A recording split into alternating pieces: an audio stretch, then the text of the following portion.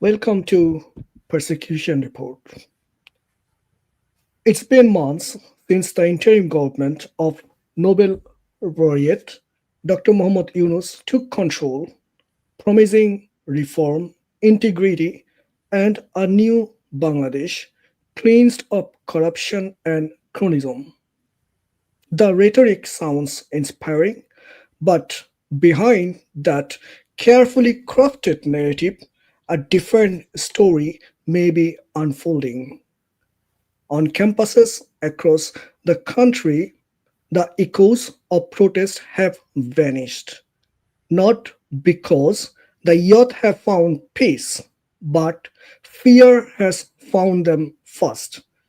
According to multiple reports, hundreds of student leaders, many affiliated with the Bangladesh Chhatra League, the student wing of the former ruling Awami League, are being suspended, expelled, and quietly targeted. Some have fled dormitories, others have others are missing, and a growing number whisper of raids, intimidation, and a chilling message: the old order must vanish by any means.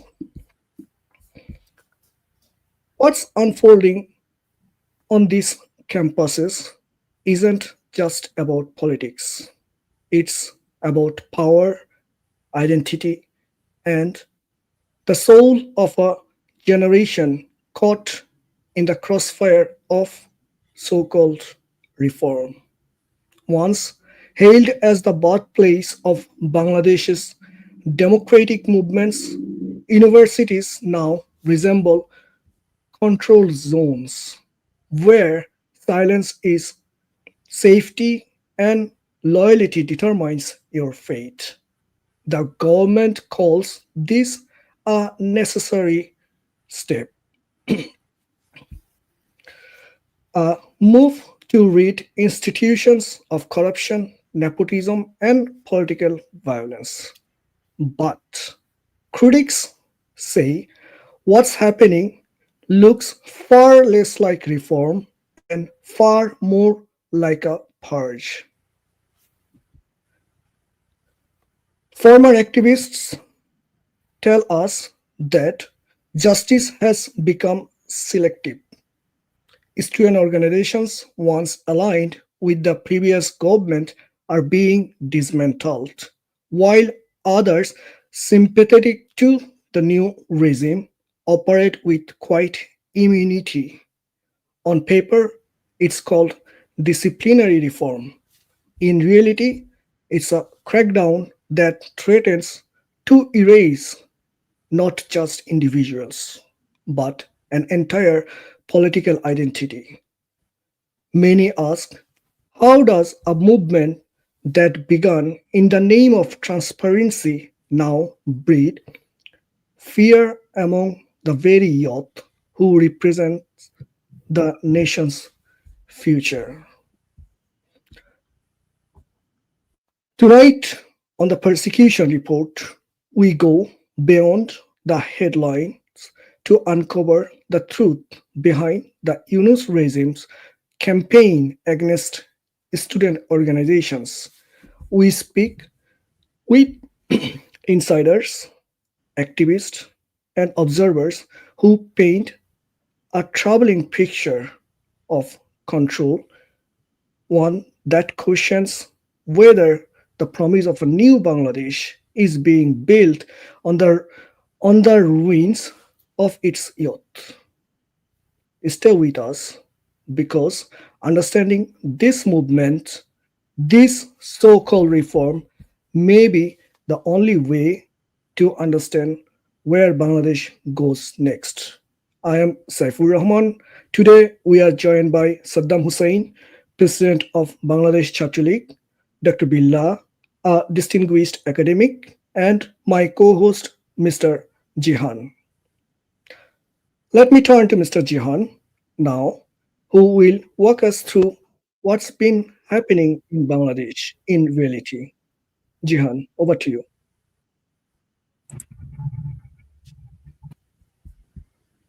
Thank you, Mr. Rahman, for inviting me today. Welcome to the Persecution Report, Professor Billah and Mr. Hussain. Many thanks for both of your time. Academia is supposed to be a sacred place, a place where new thoughts flourish, a place of growth and light. However, since the July massacre, darkness has descended upon the academia of Bangladesh. Millions of students tied to the Student League are facing inhuman situation. It all started with the July massacre, when a bunch of infiltrators hiding their true identities rained hell upon Bangladesh by causing internal sabotage. See, Bangladesh Student League is all about education, peace, and prosperity. These infiltrators try to turn the citizens against the Student League, whereas in reality, the Student League was always in sync with any logical demand of the students, be it quota reform or improving the educational life of the students. Many students were deceived into believing the Student League was against them, when in reality, it was the infiltrators who never wanted anything meaningful for the students. After this unconstitutional regime took over, in a shocking and highly illegal manner, they banned the largest student political organization of Bangladesh, the Student League. In a blink, millions were left without their constitutional rights. They cited the Anti-Terrorism Act to justify their decision. The Student League is in fact a threat to terrorists, to fundamentalists, and to the anti-Bangladesh, anti-71 forces. They never were, are, or will be a threat to society. This decision was made so that they can crack down on the Student League. And so they did. From hypocritical disciplinary actions to murders, they are committing all the crimes, all sort of crimes, to break the morale of millions associated with Bangladesh Chhatra League. From Dhaka University to Premier University, students are left without their academic rights. In a sweeping move, various universities are suspending hundreds of thousands of students associated with BCL. In Dhaka University this March, 128 students were suspended without any justification, simply because they are associated with Bangladesh Student League. And very recently, fairly recently, Dhaka University has sent a show cause letter to 403 Student League activists and leaders. It is a formality to very violently destroy the academic future of these students. I'm pretty sure that Mr. Hussain will have a lot to add to this. In March, Kuwait suspends 19 students involved with Chhatra League for so-called disciplinary violations and their so-called involvement with the July massacre. Jahangirnagar University suspended 289 Bangladesh Chhatra League members back in March, and they continue their illegal crackdown to this very day. In August this year, JU expelled 110 students while revoking the certificates of 79 Bangladesh Student League activists. So when they are failing to suspend, they are even taking away what these students have achieved, have acquired throughout their academic life.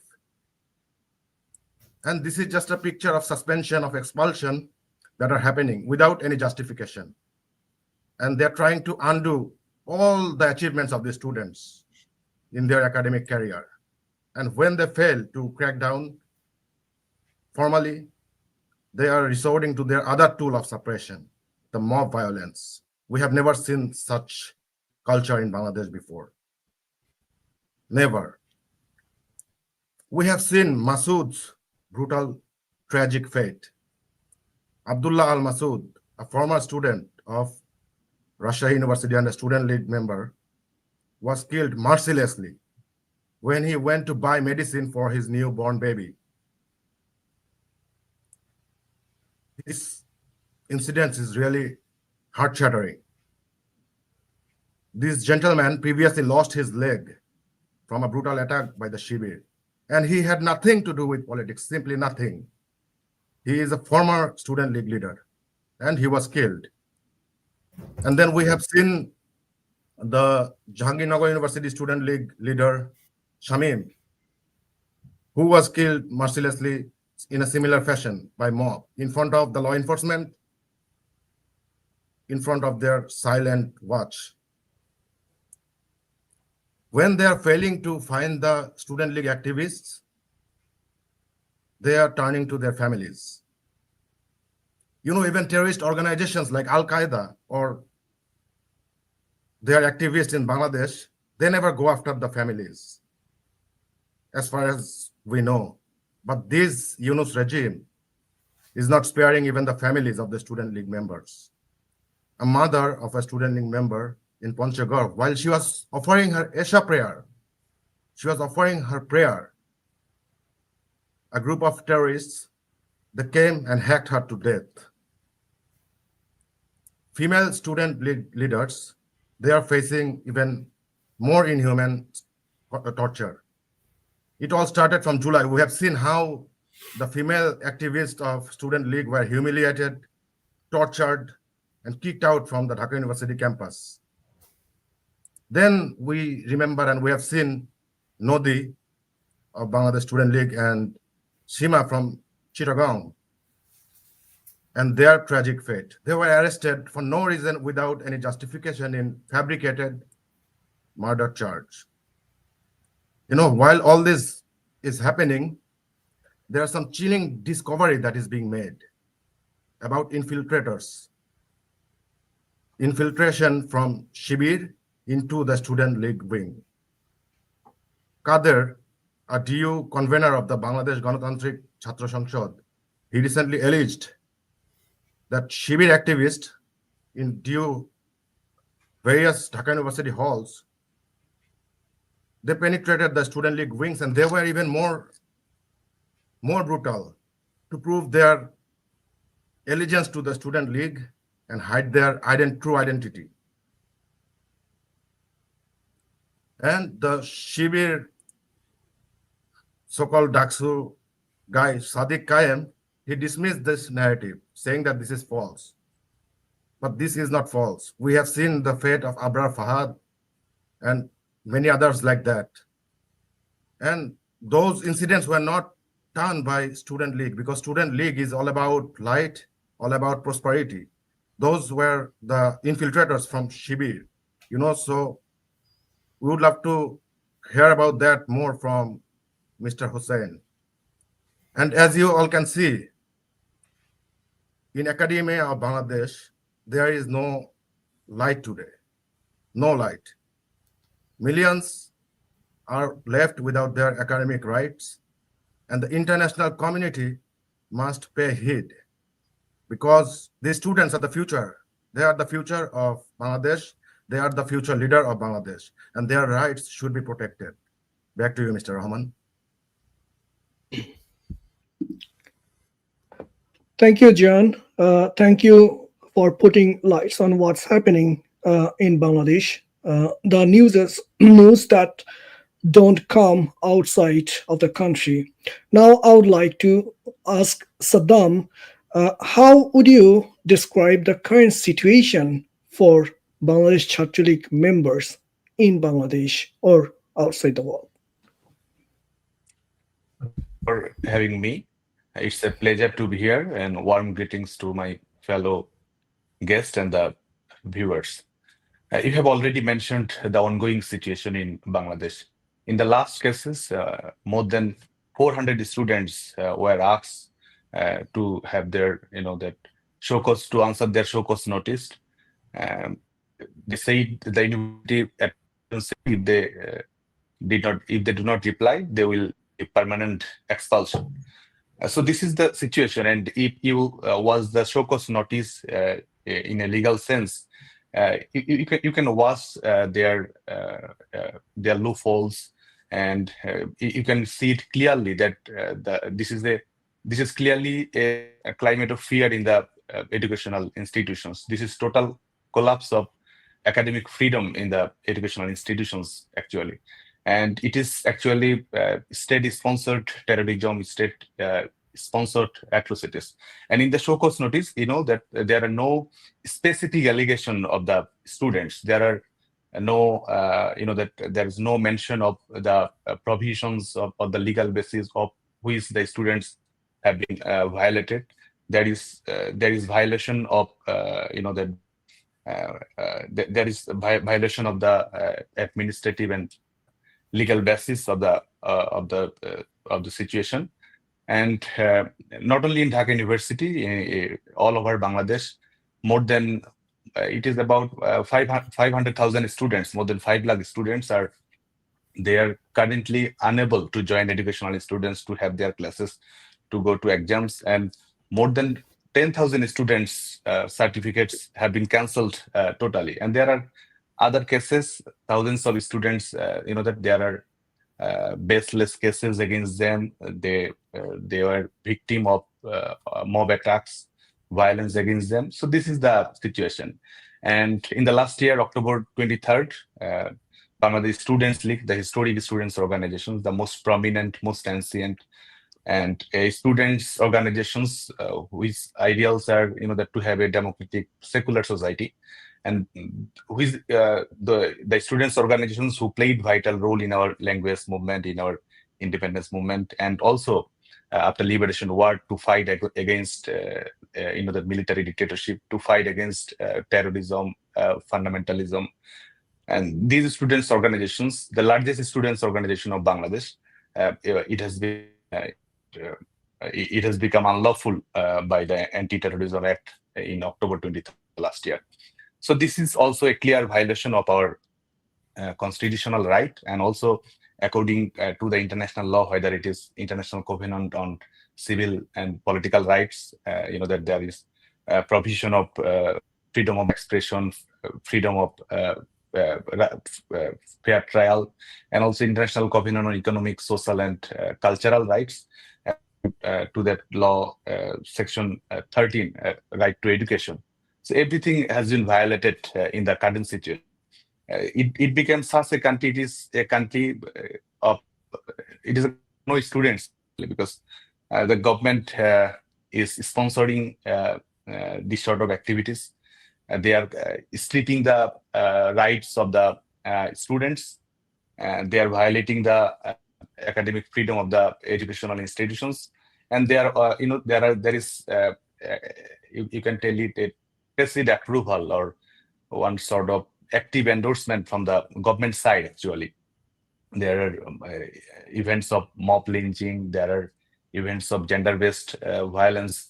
So this is the overall picture of Bangladesh in the present situation. And not only the the higher educational institutions. If you see the statistics of a higher secondary school certificate examination, the participant of the HSC examinee has been decreased, and one of the reasons is political, for their political affiliation or their family's political affiliation.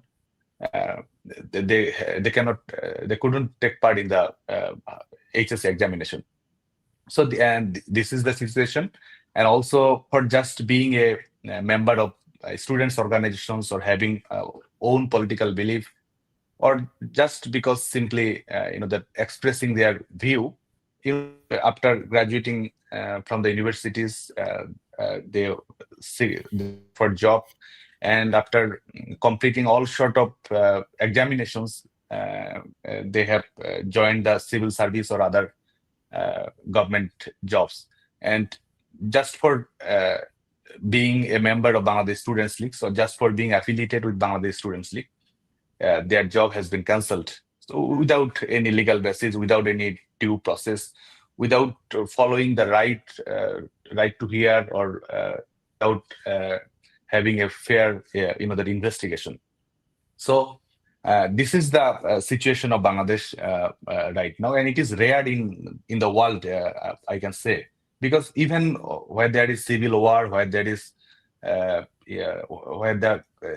is instability in any country, there is no such sort of vast cases where students are that they do not have their educational right, they do not have their fundamental right or constitutional right. So it is a rare case, and also the political rights of the students, the right to assembly, uh, right to protest, or right to the freedom of expression, everything is violated. The only freedom right now in Bangladesh, that you have to support the government, otherwise you have no legal right, you have no constitutional right, no fundamental right. The government can do whatever it wants. So I think the characteristics of Bangladesh, the characteristics of the educational institutions presently, it it reflects actually a fascist state. Every sort of characteristics prove that the state right now in Bangladesh, it is totally undemocratic, it is totally unconstitutional, and it is totally suppressing the citizens actually.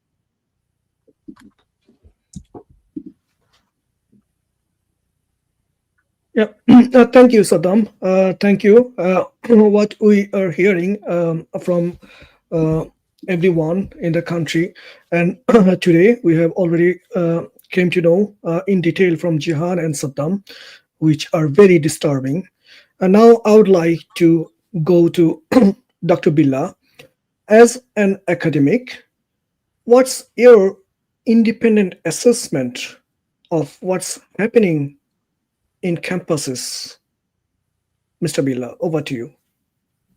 Thank you very much for inviting me, and it has been such a pleasure and privilege to find myself on the same platform, having Saddam Hussain, one of our brightest student political figure, as well as my co-presenter Anwar, Sadat, Jihan, and of course Saifur, Rahman, Mishu, you yourself. Thank you very much. We are standing on the eve of a very important, significant day in the march to democracy, Nur Hussain Day today. So let me convey the greetings of the day, and probably we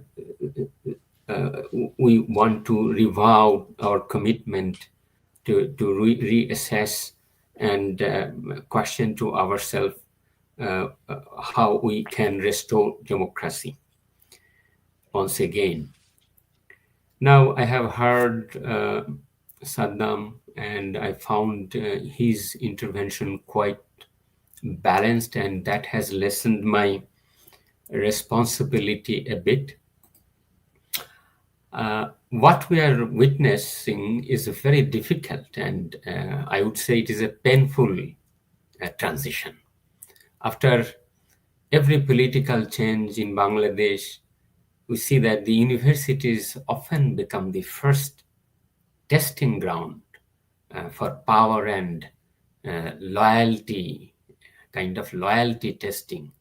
To what extent the universities and their administrations can express their loyalty to the power, right? They can surrender their independence to the governmental power. And this time it looks less like the rhetoric of reform and more like a rooting out policy, I would say, because Jihan's statistics usually portray that picture, that it is a rooting out policy carried out in the name of reform.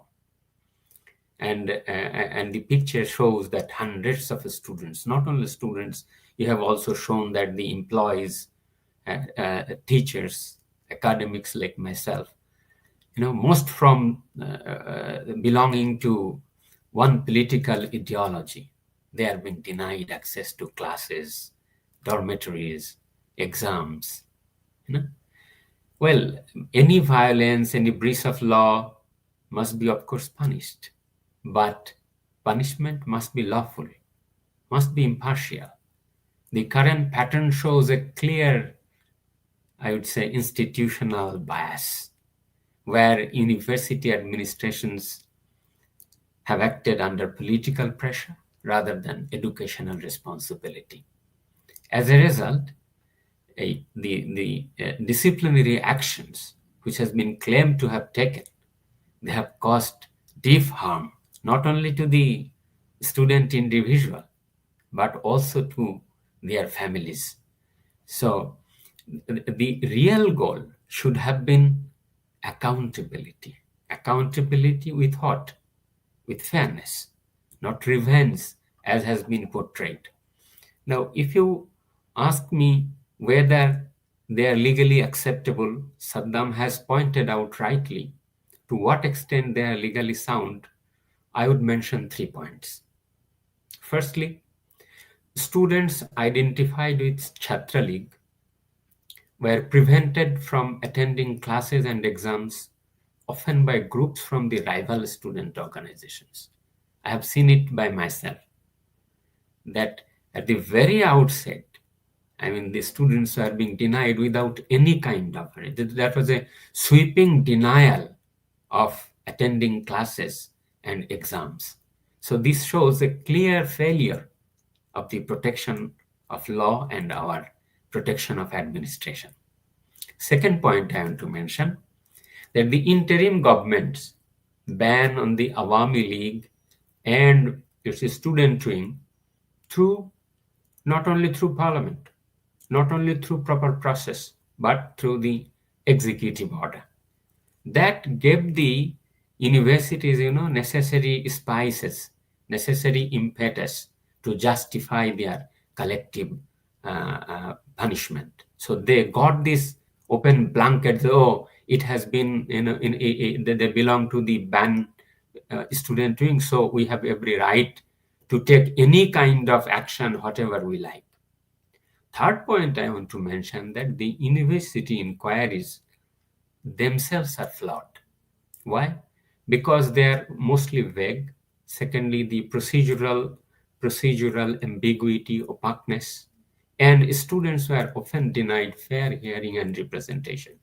Importantly, you will note, and you will agree probably, that you see after the changeover, after the transformation, the whole administration of each and every universities, colleges, educational institutions were changed. And they have also particular political identity. When the whole administration is politically biased, when they form the committee, they have their own identity. And these committees, even though, for the sake of argument, if I hold that they will they will conduct some, show some kind of fairness, but given the political climate, this chaotic political climate, hardly any objective, acceptable, transparent, investigative, evidence-based investigation can be taken out. So what I see is a three-tier failure of the right to due process, right to life, right to education, right to dignity, right to fairness, right? Whatever right, fundamental freedom you mentioned, guaranteed by the Constitution, freedom of assembly, freedom of association, everything. And Saddam has rightly mentioned the International Covenant on Civil and Political Rights. So as a law academic, what I want to say that, well, if any particular identified evidence-based violation is sorted out, you can take action. But when it is a matter of, sweeping curtailment and suspension, and in order to benefit particular political ideology, and by not following the due process of law, certainly that can be questioned. So that is a matter of controversy. So this is a clear violation of international standard, and probably that will cast our future life, future education system. Look at the family environment of these thousands of students. Their future has been precarious. What disheartens me that our universities have not been able to demonstrate enough autonomy so as to foil the sordid political purpose of the government. So that is one of the area that the universities should act. And this kind of, you if you read out all the notices, all the show cause notices, you will be very surprised to see the languages, its robustness, its vagueness, and the kind of language it has caused and posed, that they simply seems that are waiting not to be replied, and when they will be able to take action. So this is rather becoming punitive rather than becoming fair and accountable to the society. Thank you, Billah. What you have described. It's really like kind of very good to know for the people within the country and outside the country. So I would actually like to come to Saddam again regarding the actions are being taken by the universities in the name of so-called disciplinary action. They are naming it disciplinary, not political. I would like to hear from you. What's your response uh, in that regards? Thank you, Saddam. No, thank you. This is you have that already. Professor Dr. Billah mentioned all the things related with this matter: the legal violation, the administrative procedural violations, right to fair trials violations. Everything has been violated in these situations. So uh, actually, the undemocratic, unconstitutional government is using the educational institutions as a political tool to suppress the opposition, to stop your voice, to stop you from protesting, so that you cannot claim your rights. There is no basis of what are they are trying to say. There are wide-ranging suspension, that annulment of the certificates. Not only the students, actually, hundreds of teachers, actually, they cannot participate take part in the classes. They cannot go to the their departments, and also they cannot participate in the research works. And in some cases, the so-called student leaders, or you can call them mobsters, they dictated whether any teacher can come to the educational institutions or not. So it is not up to law. It is not up to any sort of investigation, not up to following any sort of legal benchmark. They are doing as per their wish. So it is actually a political persecution. It is actually, that you can call it a blatant violation of human rights, ignoring all sort of due process. And if you also look at the steps of the government, in the events of July, August, the government itself initiated and passed indemnity order by the Home Ministry. So in that case, also the government itself, they are denying the right to fair trial, and they are violating the fundamental principles of justice. Same thing happen in the educational institutions also, and it is also a rare cases, because there are the campuses of Bangladesh, they are not fully democratic. The campus democracy is always compromised. It is true. There maybe we have limitations. There may be limitations between interrelations between the students' organizations. These sort of things happened also previously, but this is rare cases. Maybe in our 50 years of independence, that the students' rights have been simply cancelled for his political beliefs. The right to education, right to go to the class, take part in the exams. That every political parties activist in the when Awami League was in power, they completed their education, they graduated from the university, and even they, that they arranged their protest movements in the university campuses. Bangladesh Students League was there. Bangladesh other students organizations are there who are now lecturing democracy in Bangladesh right now. They also took participate in the protest movement, in the student activism in Dhaka University campuses. But right now they banned Bangladesh Students League. Not only banning Bangladesh Students League politically, they also deprive the educational right of the activists of Bangladesh Students League. And not only the activists of Bangladesh Students League, who are somehow affiliated with Bangladesh Students League, who are maybe a hard supporter of Bangladesh Students League, or just have allegiance to the ideology of liberation war, just the university administration just make them unlawful.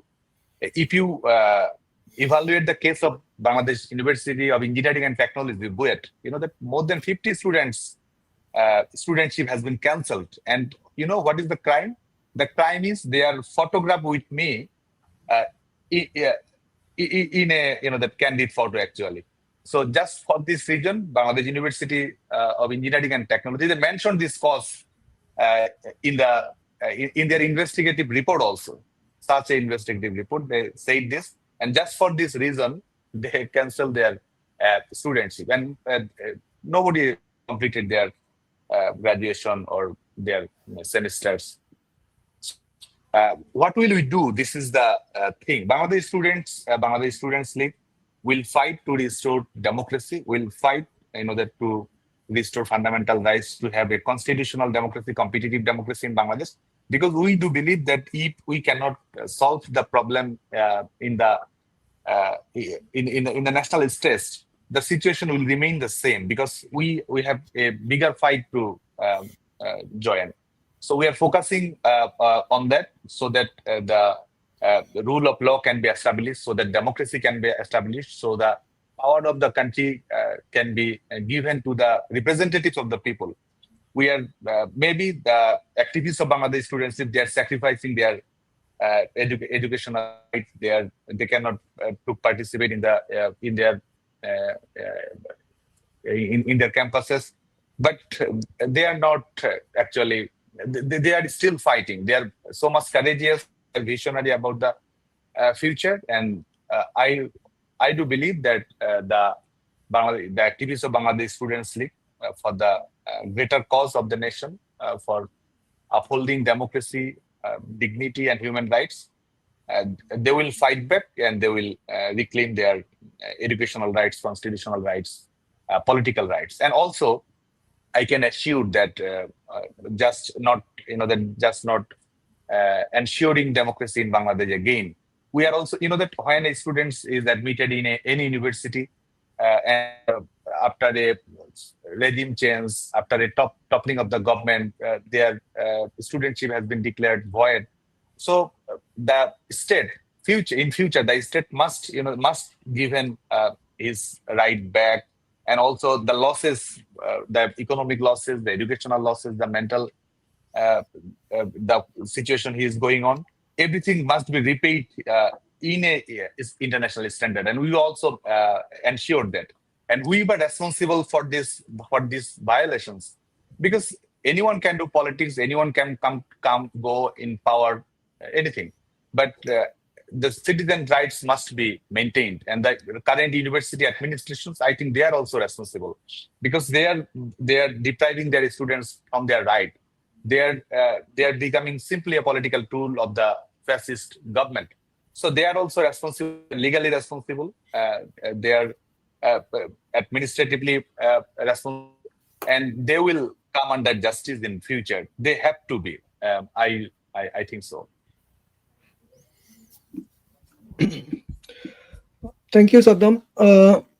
You have mentioned some very good points, like the students who are being targeted now in the name of so-called disciplinary action. They're going through a very tough time. They are being harassed.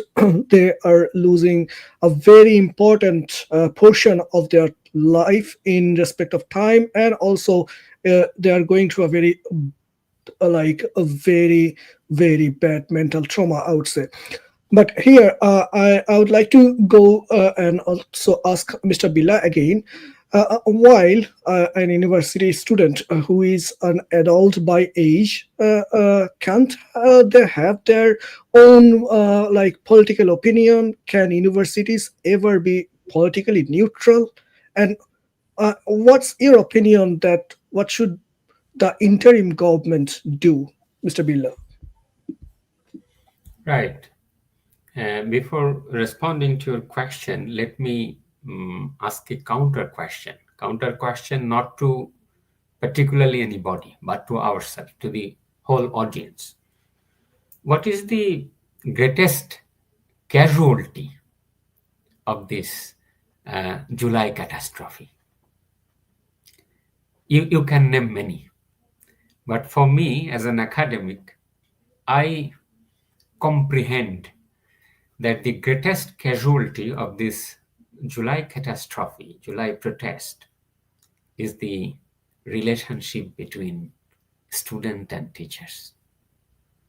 It has been foiled, destroyed.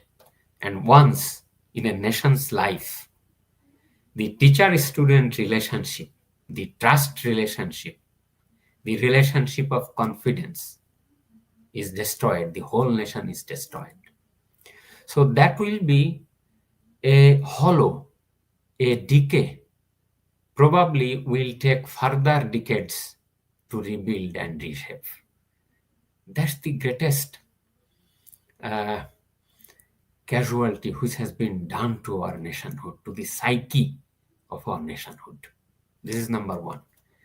Secondly, I want to compliment or support one argument raised by Saddam about the way of reaching decision. I mean, if somebody commits crime, any student, irrespective of their political affiliation, be it Chhatra League, be it Chhatra Dal, be they belong to left political wings or Chhatra Shibir, whatever.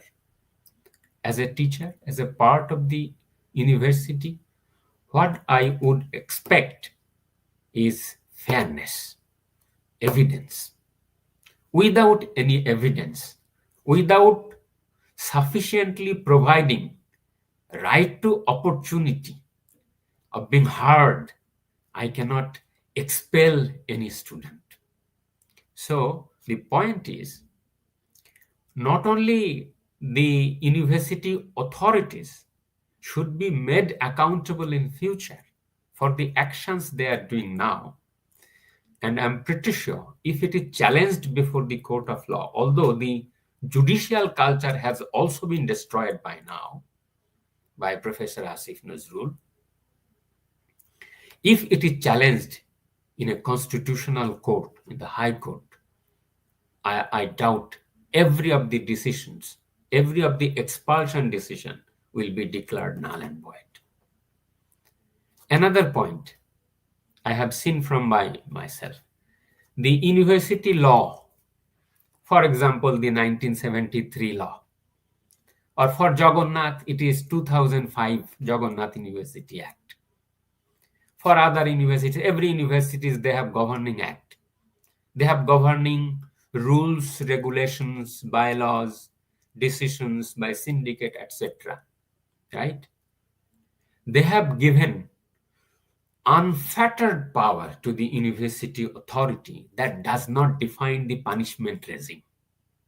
So when more than 200 students, more than 400 students are being expelled, suspended, actually we are not knowing what is the magnitude of the offense, what is the commission of the offense, what is the extent, and for what part of the offense the alleged punishment is being inflicted. Once you cannot segregate it, once you cannot assign it, the whole decision is illegal.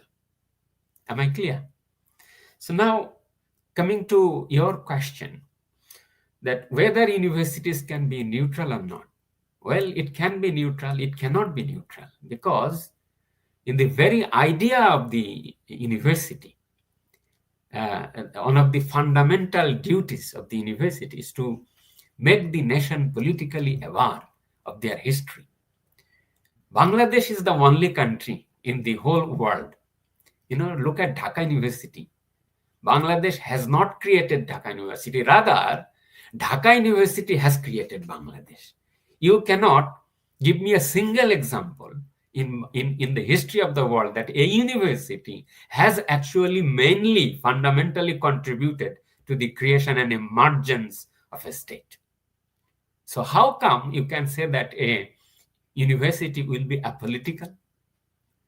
The university's role is to remain steadfast, is to remain impartial, is to play the role of the umpire.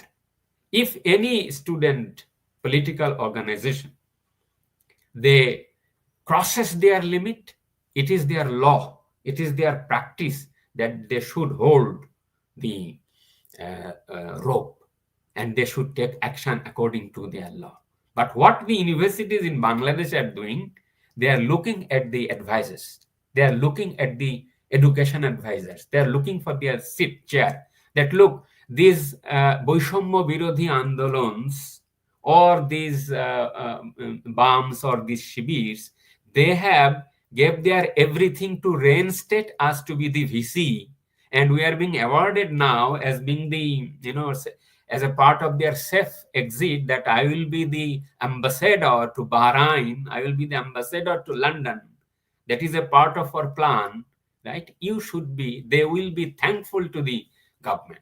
So once the university administration, look at Rajshahi University, look at the recent incident of Islamic University. I'm sorry, my hundreds of colleagues, they are being sacked out from their jobs. Is it acceptable?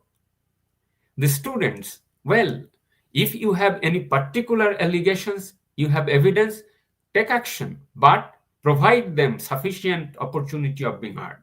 But in general, you are showing cause, and without sufficiently hearing them, even there is no evidence, Saifur Rahman Mishu on the plate, on the table, that whether any response has been properly taken into account or not. And there is no reasoned decision. In administrative law, Saddam will know that in administrative law, we say reasoned decision.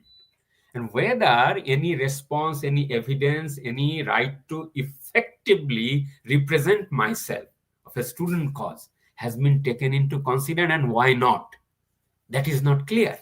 So unless and until a decision is transparent, this is legally unacceptable.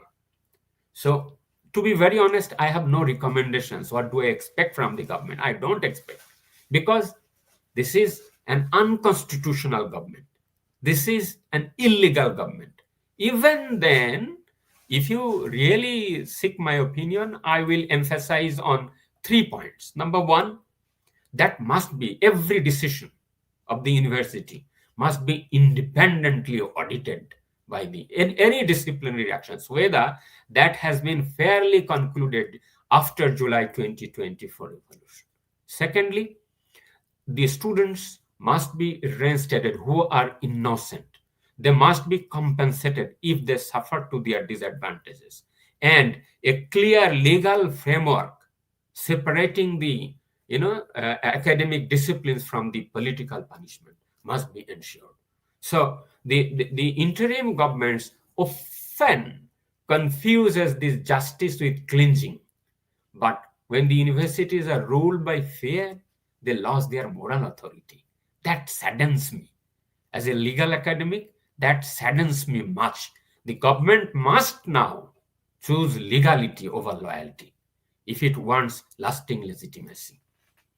Thank you very much. Thank you, Dr. Billah. Nicely explained.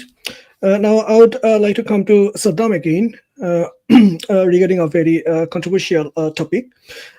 There are reports that Shibir cadres infiltrated BCL and committed violence in the name of BCL to ruin the reputation of the organization.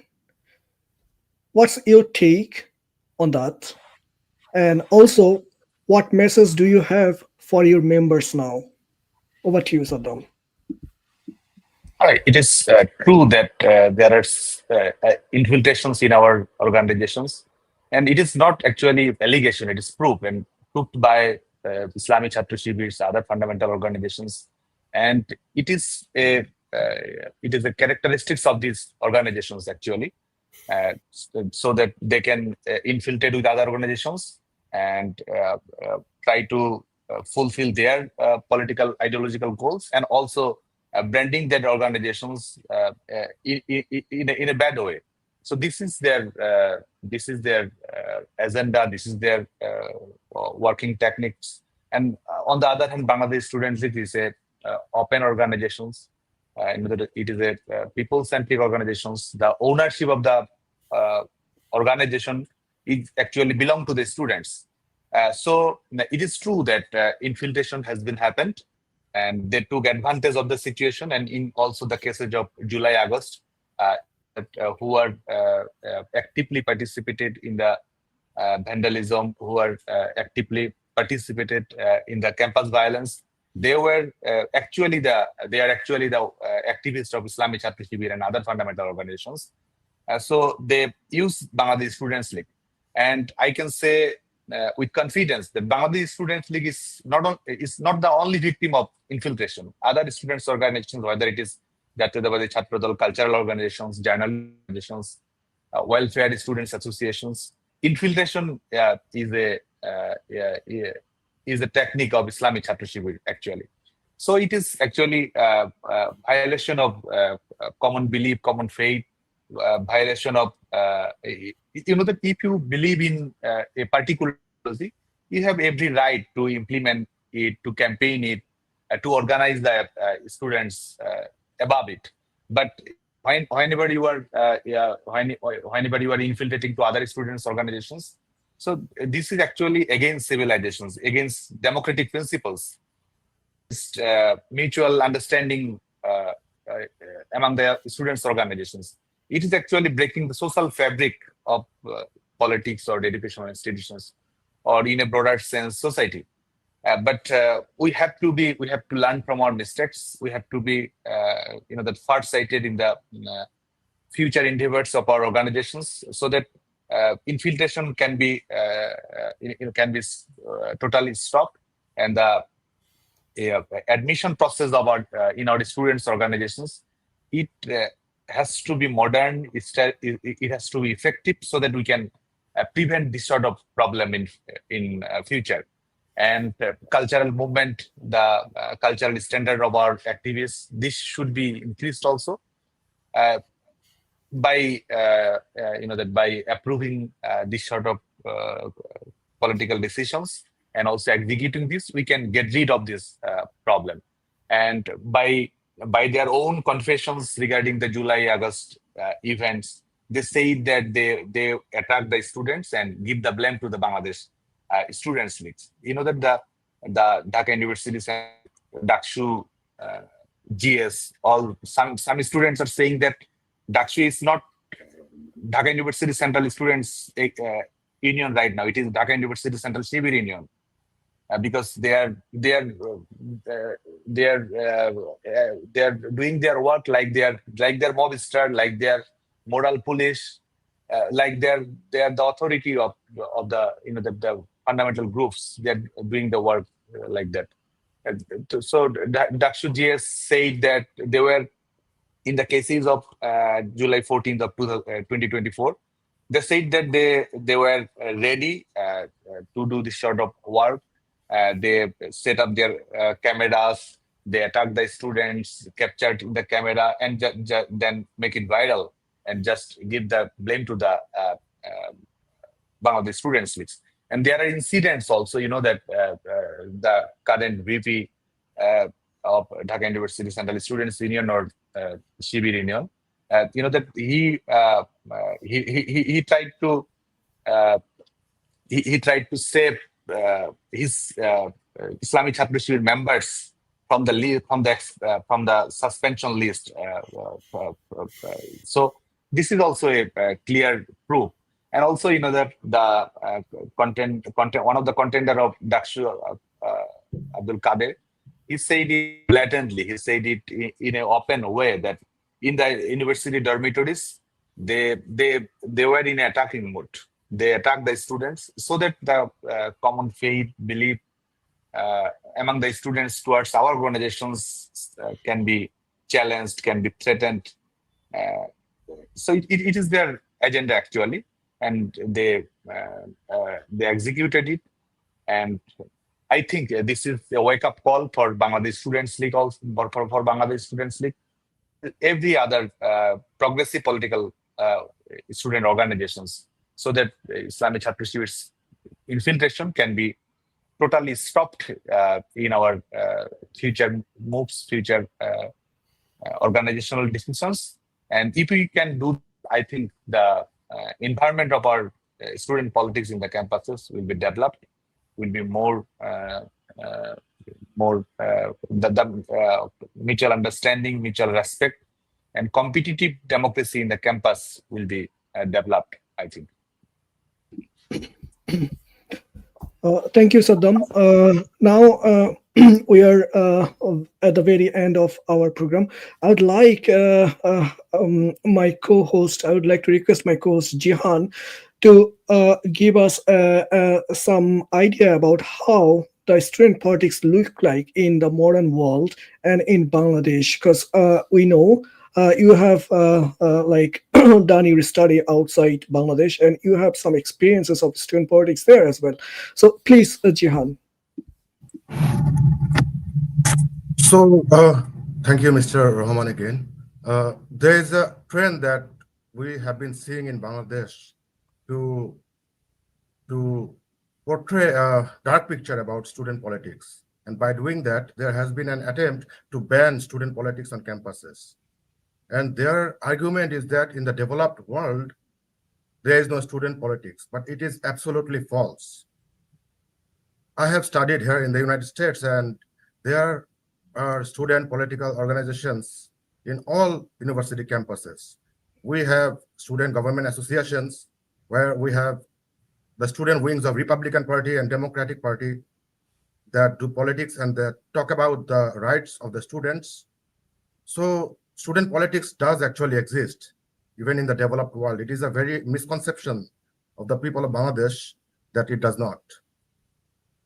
Because through politics, the students across the campus are represented, their rights are ensured, and academic environment is flourished. When you ban student politics in Bangladesh, what happens is the rise of fundamentalism. These infiltrators, under pseudonames, under various names, they infiltrate and promote extremism. We have seen such extremism in Buet and other institutions where they tried to ban student politics. So student politics must not be banned. It should thrive better. Thank you, Mr. Rahman. Thank you, Jihan. I would like to add on. I would like to add on top of what you have said. Basically, what we have seen during last 16 years, there was a kind of demand by so-called Shibir in the name of general students, like student politics should be banned. But when they have toppled the previous government, actually the student politics were not banned. Now Chhatra Shibir is openly doing politics in all the campuses. Only the student organization which has given birth to this country is banned, which is a very disturbing and sad for the nation. The country is going through the darkest chapter in the history since liberation. A university should be a mirror of truth, not a battlefield of vigilance. As the Yunus-led interim government redraws the lines of power, one truth remains: justice without fairness becomes another form of oppression. Bangladesh's young voices, the very ones who once carried the dream of freedom, are now being forced into silence. And when a nation's students are afraid to speak, its future begins to fade. Reform cannot thrive in fear. Accountability cannot be built on persecution. This isn't just about politics, it's about the soul of a generation. And history will remember not only who ruled, but who dared to question, even when silence felt safer. This was the persecution report for today. I am Saifur Rahman. Thank you, Saddam, Dr. Billah, and Jihan. And thank you, our audience, for listening and not for refusing to look away. Thank you.